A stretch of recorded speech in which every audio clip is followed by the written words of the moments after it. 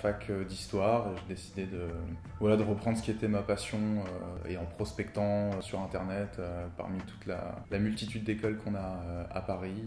Le studio m'a tapé dans l'œil et c'est comme ça que j'ai atterri ici. Je suis en 3e année actuellement.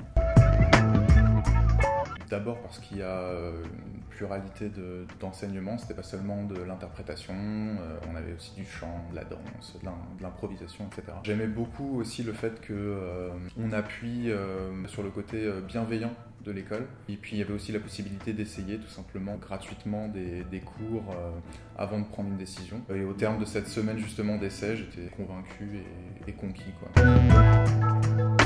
D'abord, c'est la bienveillance. On est dans une école qui est relativement petite dans sa structure. Chacun a sa place ici, on est vraiment pris en compte par les profs. On est écouté, il y a un vrai dialogue, il y a une vraie bienveillance, quoi. On n'est pas là pour nous taper dessus, on est là pour nous amener à donner le meilleur de nous-mêmes dans les meilleures conditions.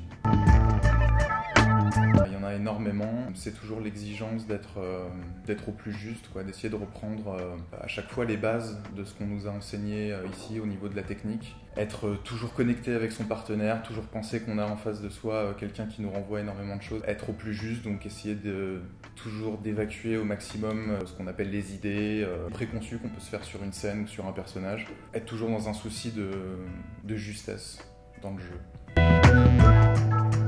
C'est une ambiance familiale, c'est une petite école, on se connaît tous plus ou moins, en tout cas dans la promo on n'est pas très nombreux donc on se connaît tous.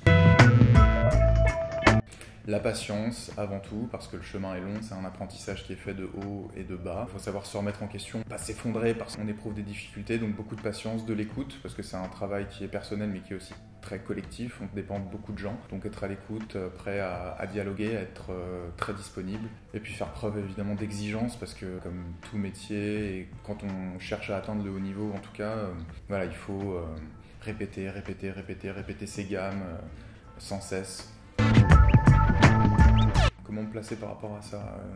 Je dirais d'avoir un meilleur balancier entre la qualité de ce qu'on propose, de ce qu'on veut offrir, et puis les intérêts plus commerciaux qui sont à côté. Je dirais être exigeant avec soi-même, humble, et puis ne pas oublier qu'on est dans quelque chose qui est de l'ordre du rapport humain, quoi, de l'art, donc quelque chose de simple et de sain. Celui qui me revient à l'esprit maintenant, c'est la première fois que j'ai travaillé une scène ici sur ce plateau. J'aimerais bien m'analyser à ce moment-là, me revoir comme j'étais, parce que je mesure quand même énormément le chemin que j'ai parcouru. Et justement, je mettrais ça en parallèle avec le spectacle de fin d'année qu'on a fait l'année dernière. C'était du concret, même dans les sensations. Voilà, il y a un vrai travail qui a été effectué, j'ai pu mesurer vraiment le chemin que j'avais parcouru. Ouais, c'est une liberté qui s'accroît. Au début, on peut sembler un petit peu bridé parce qu'il s'agit de déconstruire tout un tas d'a priori qu'on peut avoir sur le métier. Donc on est bridé dans le sens où il faut avoir une certaine rigueur dans les bases de la technique. Donc la liberté, on la prend au fur et à mesure, mais on se rend compte qu'en ayant travaillé justement au maximum ces bases-là dès la première année, on n'en est que plus libre à la fin. Et là, arrivé en 3e année, on a énormément de liberté de bosser déjà ce qu'on veut, tout simplement, comme on le veut, de tenter des choses aussi, de créer, toujours avec cette même écoute, ce même dialogue avec les enseignants.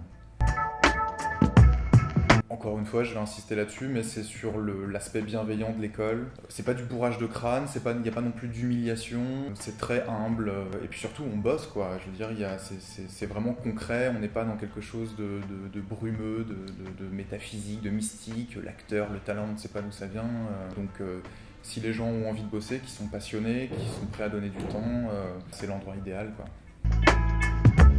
C'est de faire en sorte qu'il soit facile de travailler avec nous. Ce qui fait très souvent la différence, c'est le fait d'être disponible, de ne pas poser problème, d'être à l'écoute. Et Aurélien Rocher, notre professeur en première année, nous le répétait souvent. Et ça, c'est vraiment quelque chose de fondamental pour moi.